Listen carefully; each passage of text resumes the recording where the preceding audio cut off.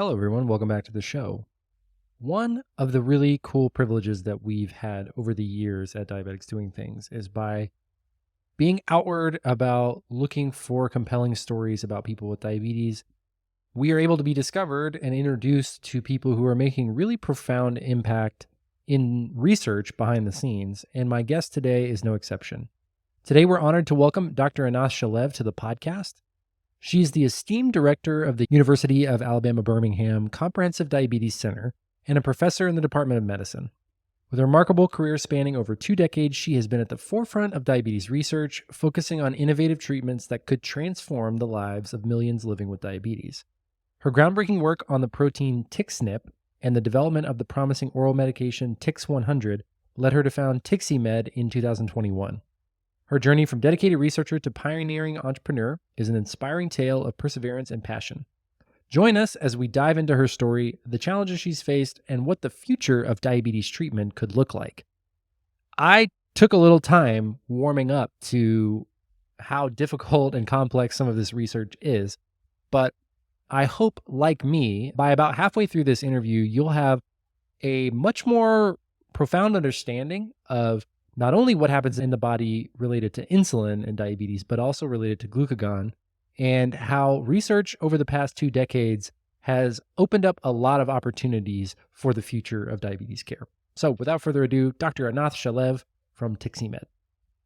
Hello, and welcome back to another episode of Diabetics Doing Things. We are telling the amazing stories of people with diabetes from all over the world. And I'm really excited for today's interview because it really comes at an intersection of a lot of things that we're very passionate about and that we've covered a lot on this podcast. And the first is research. The second is starting companies for people with diabetes, and also just a background of diabetes in general. And my guest today, Dr. Anath Shalev, welcome to the show. Well, thank you. Thank you for having me. It's very exciting to have you here today. You've spent your life in diabetes and primarily on the research side. And so as we kind of tee up today's conversation, I'd love to give you the opportunity to talk a little bit about your background as a researcher. And then let's shift into what drove the change for you to become a founder and to really be, leading on the side of creating a company for people with diabetes. Sure. So I'm actually originally from Switzerland, where I did my medical training. And then I did a research fellowship at Harvard and my endocrinology and diabetes fellowship at the NIH in DC. And after that, I was faculty at UW in Madison before being recruited to UAB in Birmingham to direct the UAB Comprehensive Diabetes Center over 14 years ago. And so that long I've been here. But for almost 3 years ago, and based on the discoveries that my lab has done over the last 2 decades, I founded the startup company called TixiMED with the help of a local fund, the First Avenue Venture, directed by Mike Goodrich. And so now I'm the founder and the chief scientific officer of TixiMED. And our goal at TixiMED is to develop and commercialize TixnIP inhibiting medications as a first of its kind oral medication for type 1 diabetes and down the road, hopefully also for type 2 diabetes. I can't hear. No, still no. Yeah, very faintly now. How about now? Is that better? Perfect. Great. It wouldn't be a podcast without a little bit of technical difficulties, so I apologize. So you mentioned a few acronyms and names that I want our audience to get familiar with before we go through. And the first is TixnIP. So could you walk us through what TixnIP is, where you discovered it, and the impact that TixnIP can have not only on diabetes, but like other diseases and complications? Right. So TixnIP, or thyrodoxine interacting protein, is a detrimental protein involved in oxidative stress in the cell. And over 20 years ago, my lab identified TixnIP to be elevated in human beta cells in response to high glucose or high sugar and in diabetes, and both type 1 actually and type 2 diabetes.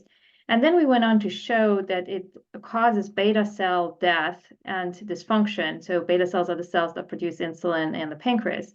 And on the other hand, downregulation of TixnIP in different models was protective.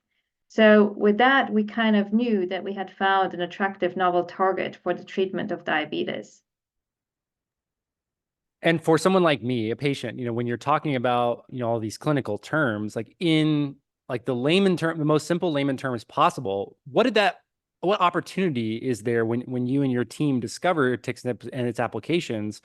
What opportunity is there for this to come to market and for patients? Well, it's a huge opportunity because so far, all the approaches have in type 1 diabetes have focused on the immune system, and very little has been done or even appreciated in terms of the beta cell and the beta cell contribution to the disease itself. And in fact, this has become very painfully apparent by the fact that so many approaches focusing just on immunosuppression and immune modulation over the last several decades have largely failed. And right now, it's really become known and appreciated that none of these approaches will work if they're not paired with an approach that actually targets beta cell health.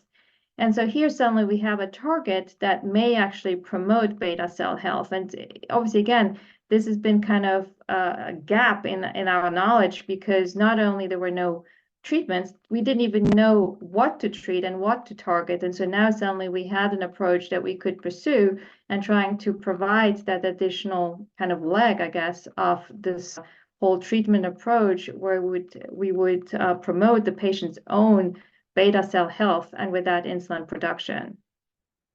And so this really kind of flows into a question that I know we had in our list, which is, this opens up the idea that type 1 diabetes is not exclusively an autoimmune disease. That's right, and it really isn't. And so, I mean, it obviously is also an autoimmune disease, and that is just part of and one side of the coin. The other one is beta cell dysfunction and beta cell death. And actually, some experts even debate now which one comes first and becomes a little bit the chicken and egg. So I don't think that is that important. But the important thing is that if we really want to have an impact, we have to address both problems, the autoimmunity as well as the beta cell dysfunction and the beta cell disease. And so obviously there would be no diabetes as long as the beta cell is not susceptible and protected against the cytokines and the inflammation that's going around. They can survive and there's no diabetes in the end. So we really have to go hand in hand with the immune system to protect those beta cells and to make them less susceptible to the disease processes. And this is something actually I learned a few years ago when I was fortunate enough to go tour the Barbara Davis Center in Colorado. And they were talking about a study that they did with their patient populations, which was an antibody screening for about 15,000 pediatric patients. And they were able to prevent diabetic ketoacidosis in like 12 out of the 13 patients that they identified for antibody markers, which they, and I think there's also some preventative medications now on the market that focus on protecting those beta cells. So in this way, is this a similar sort of application to, like you mentioned, it's the chicken or the egg, the autoimmune, but also the beta cells? To protect those beta cells can help with the onset of diabetes? Is that, am I understanding that correctly? Absolutely. So, and I think you had another question where you were wondering whether at which stage of the disease this would help. And so the way we designed, and we'll get probably more into it while we continue our conversation, we design our drug, our TIX 100 drug, is currently to work with insulin, so not, without, not instead of insulin. However, we can imagine that if the medication is started early enough, at the time where the patient's beta cells are still largely alive, we could envision a scenario where it actually would prevent the use of insulin down the road and really prevent the disease. We don't believe that once the disease has fully developed and a lot of the beta cells have already, died, that it would still, be effective just on its own.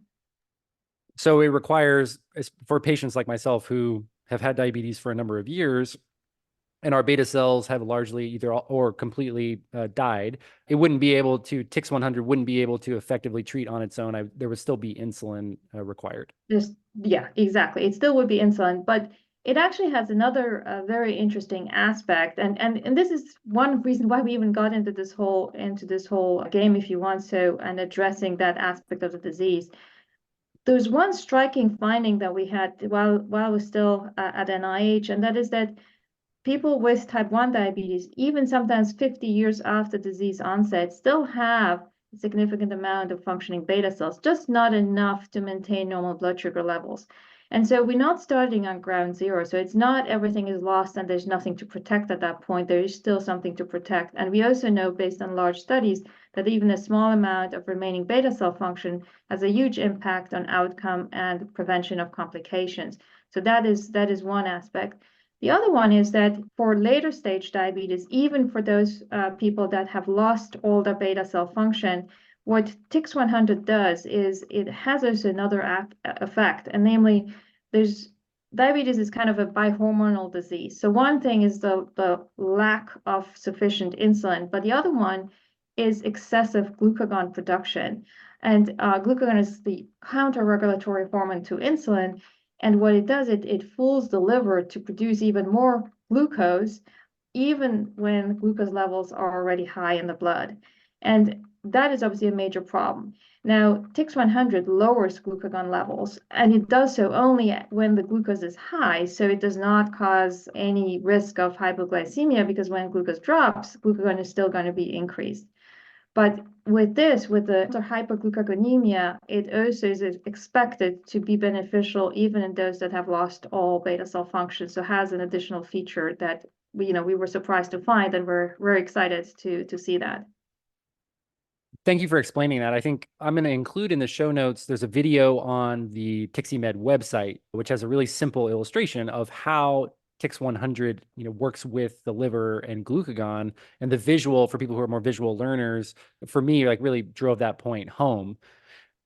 I want to ask a question. You mentioned, and it was the first time I've heard this on my podcast, is talking about diabetes as a bihormonal disease. And typically we're only treating it with one hormone, or at least like across the board, we're only treating it with insulin as the hormone that we're exogenously consuming. So what impact, or rather, as from a research perspective, or as someone who has been studying diabetes for many years, like, it's the disease with so many inputs, and so many factors of your life are impacted by the disease. Why do you think we have only been able to treat it with just the single hormone, or why has that been the approach thus far? Well, because unfortunately, glucagon is really a very critical hormone. So it's not, you cannot live without glucagon. So inhibiting it completely would be very, very dangerous. And several of the anti-glucagon approaches have had a lot of side effects, and so have not really gotten to the point, because they were targeting more the glucagon effect downstream, or glucagon receptor antagonists, and they ultimately cause the opposite. They cause hyperglucagonemia and the upregulation of alpha cells. So they becomes a vicious cycle. And so we have not really been able to address it so far. In our case, again, it lowers glucagon secretion per se, and does only do so at high glucose levels. So we kind of avoid some of those detrimental effects that some of the previous approaches had.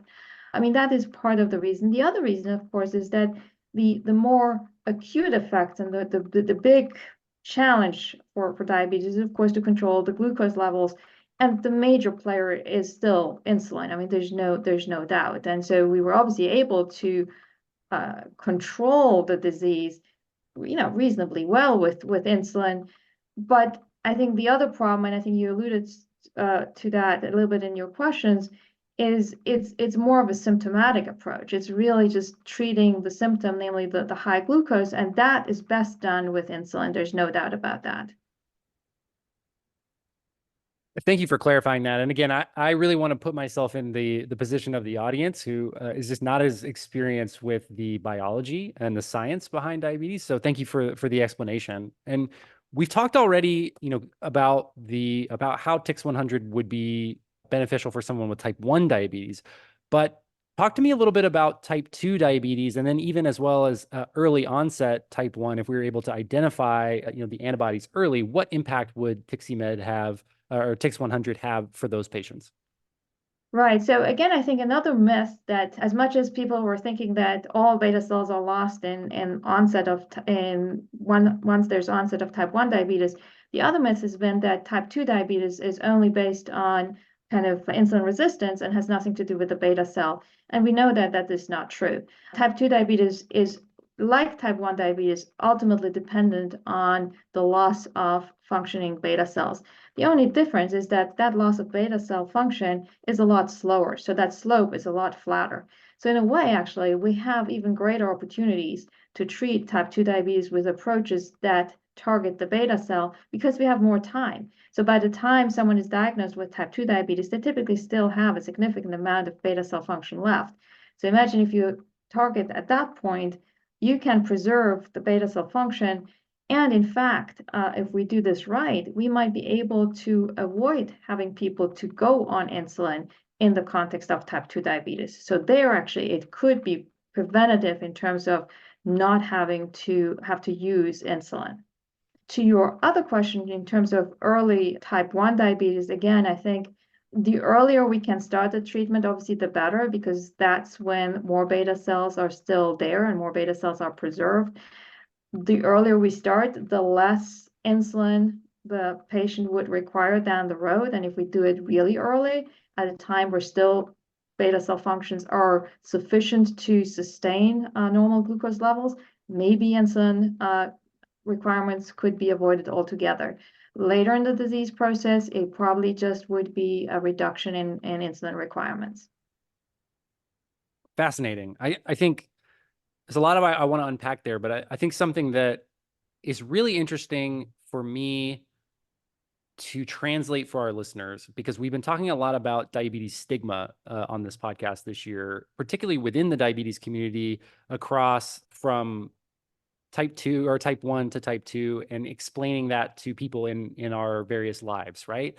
And oftentimes there can be sort of microaggressions or misinformation and stigma from the type 1 community to the type 2. But you said something really interesting, that type 1 diabetes and type 2 diabetes are more similar than maybe we realize. And could you expand on that a little bit and think about, or in a way that, you know, our audience could learn a little bit about how the diseases are more similar than maybe we think?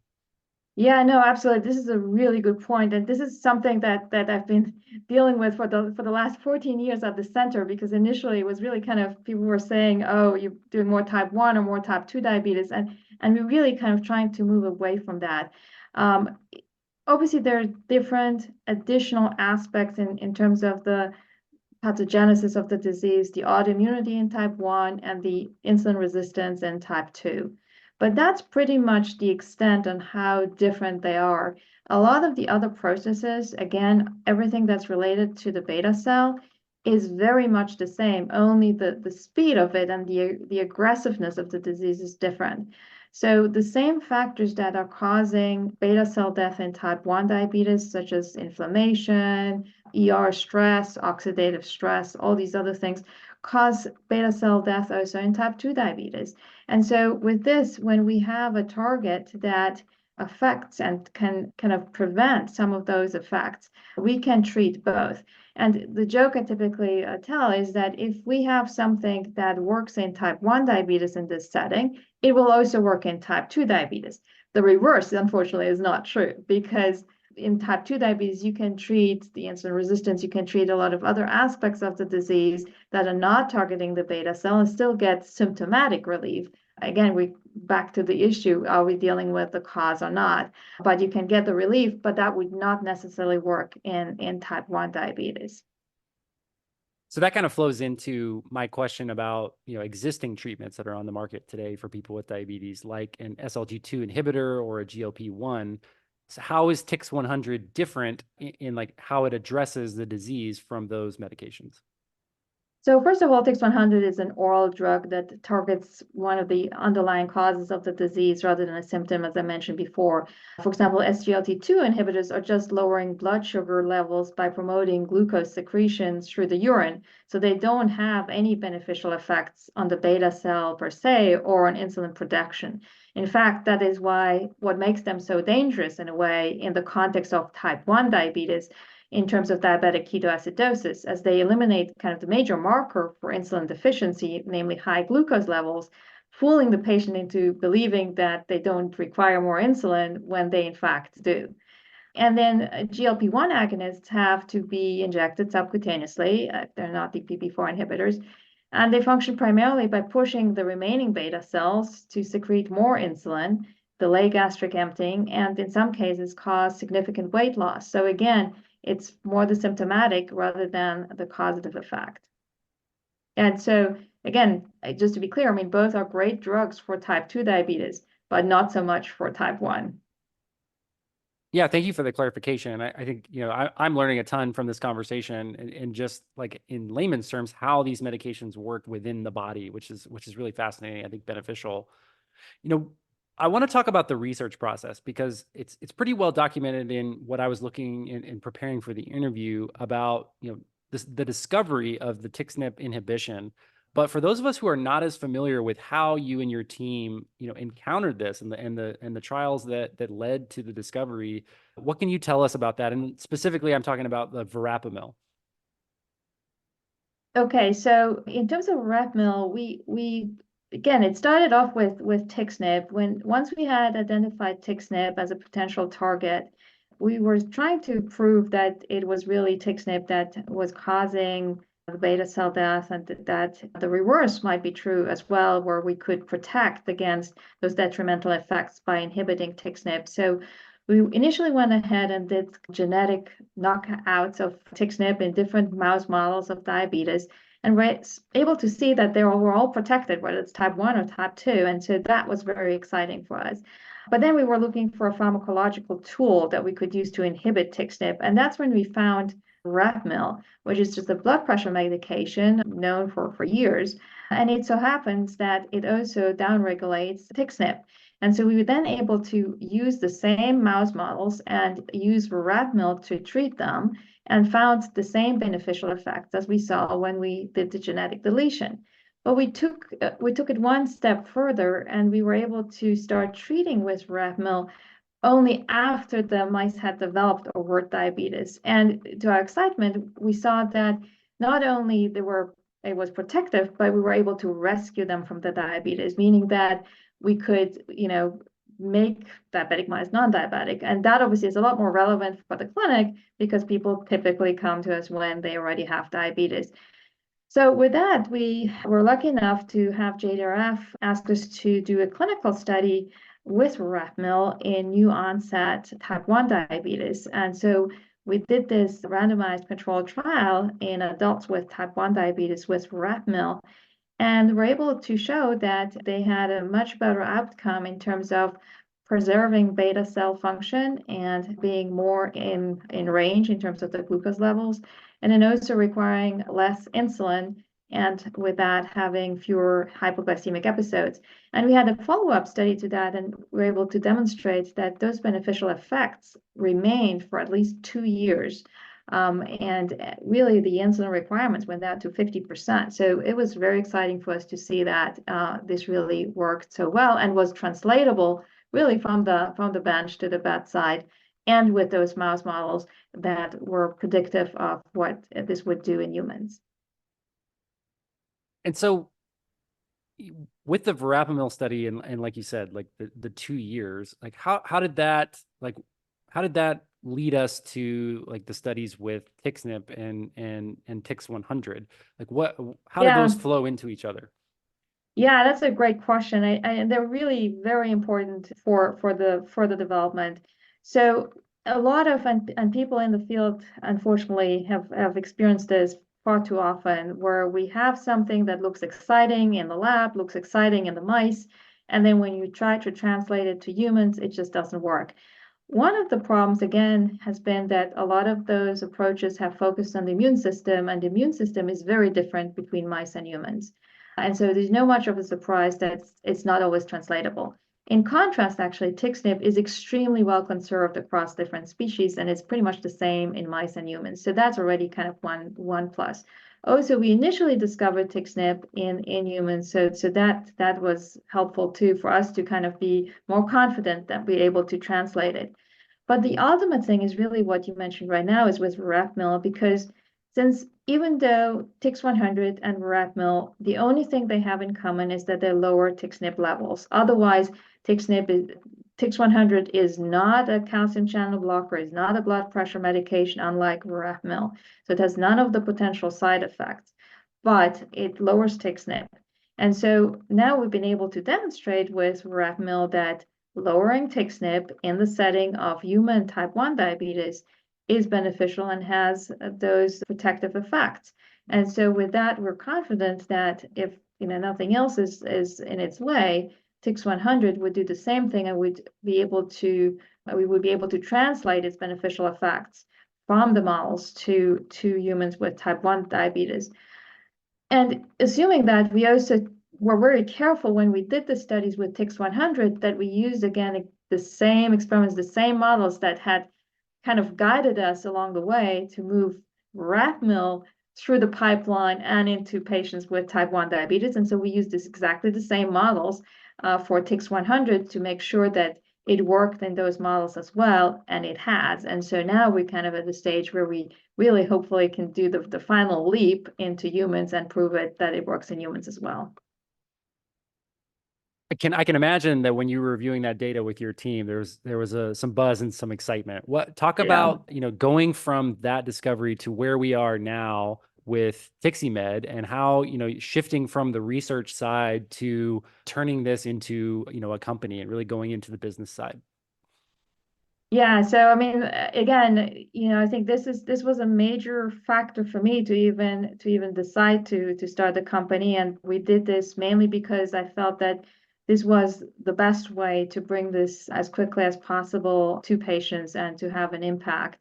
And with that, again, we started the company, did all the IND enabling studies to safety and go through, rat studies and dog studies and all that stuff, and do the chemical development, produce stable and very clean, very pure compound, so it will be ready to do the drug product development, the capsules, and so all that is done. And so we're hopefully getting ready right now to get FDA approval for the first in-man trial to see what we can offer with this.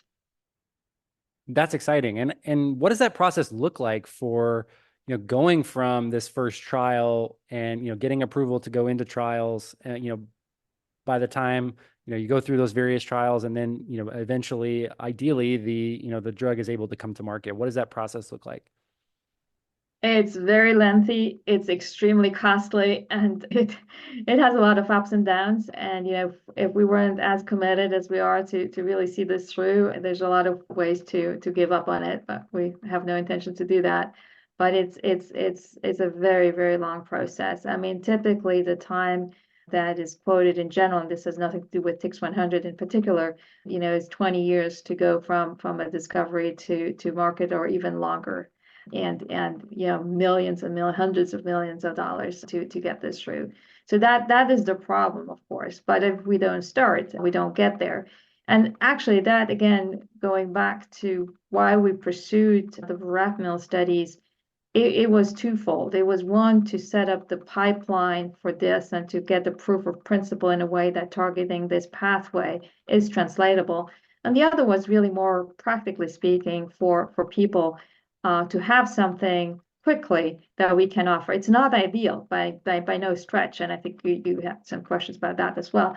But at least we have something in the interim until we get something Tix 100 or something similar to people that would be kind of the ultimate goal. But at least we have kind of a suboptimal but still usable approach that we can offer people. Well, and you noted that, we kind of had a question about why verapamil in of itself is not the ultimate answer, even though there are currently some patients who are using it. And my understanding of that is that it has the 2-year life, so it's only, has a short term that you're able to take it. What other reasons are, or can you draw for the audience that, verapamil isn't able to be the long-term solution? Yeah, actually, just to clarify, I mean, it doesn't have, only a 2-year thing. I mean, we only tested it for 2 years. I mean, Got it. we would anticipate that as people continue to take it, it will continue to have the beneficial effect. So that is not the issue. But the issue is really that it is a calcium channel blocker and a heart and blood pressure medication, and it is really not specific for TixnIP inhibition. So it's not a specific TixnIP inhibitor. It wasn't developed as such. And as such, people who are susceptible to particular heart conditions or very low blood pressure, they can't take verapamil, as it can cause very dangerous heart blocks and arrhythmias. So it's really dangerous from that aspect to take it without proper looking at it.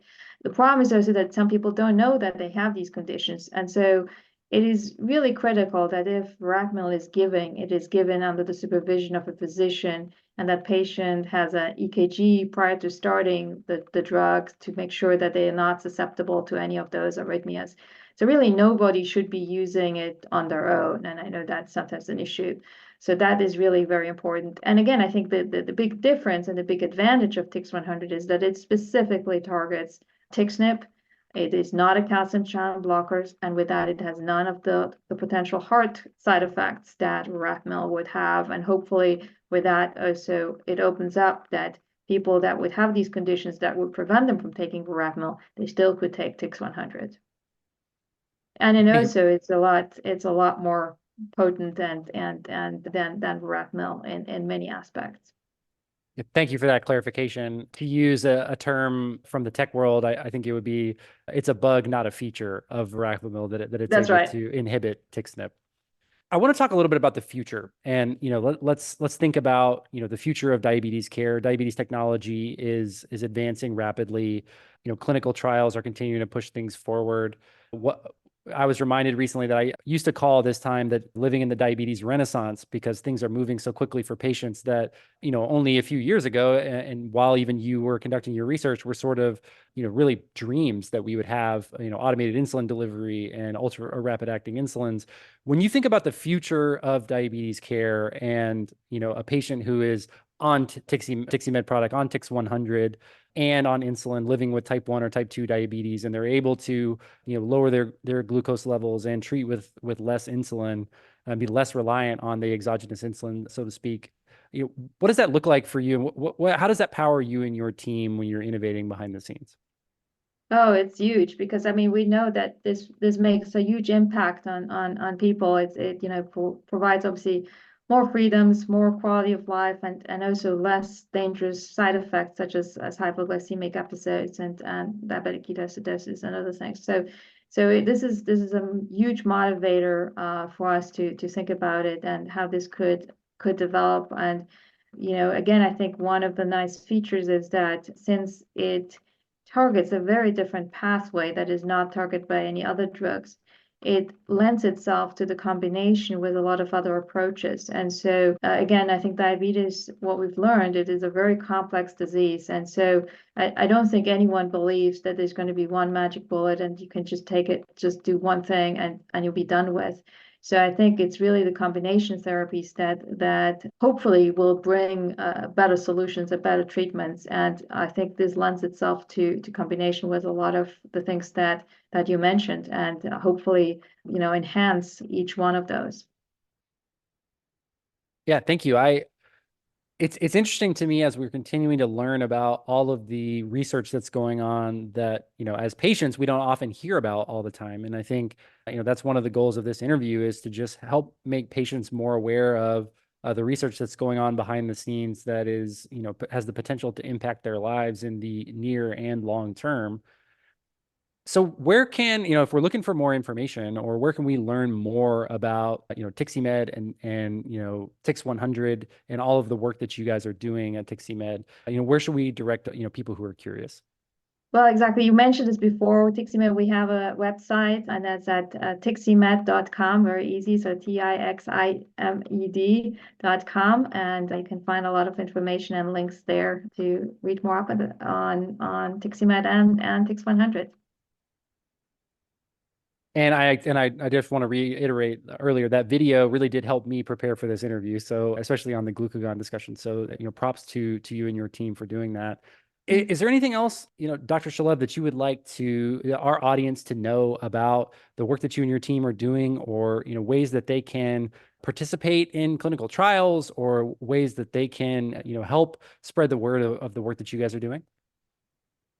No, I think you covered it really well. I think yeah, just spreading the word that we're working on really finding these other treatments and finding something that has targets one of the key causes of diabetes, that'd be great. I mean, we're still always looking for supporters, and this is not a one man and one woman show. So we need every help we can get to work on this together. Well, this is certainly not a one man or one woman show here either. It's the power of community. And I think our listeners are going to be extremely excited and grateful for the time that you spent with us today explaining this. And we're definitely going to be following TixiMED and the journey to market. And thank you so much for your time and for really detailing this and breaking down all the work that you guys have been doing. It's very thankful for your time. Thank you, Rowan. Thank you for all you do for the community.